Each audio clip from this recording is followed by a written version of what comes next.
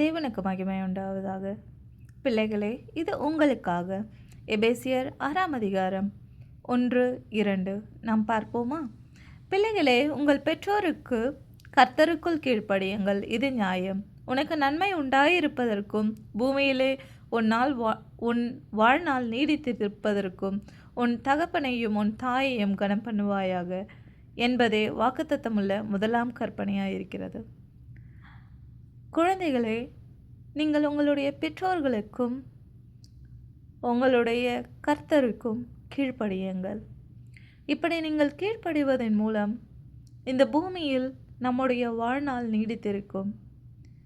நம்முடைய தாயையும் தந்தையையும் கனம் பண்ண வேண்டும் என்று பைபிள் நமக்கு சொல்லிக் கொடுக்கிறது.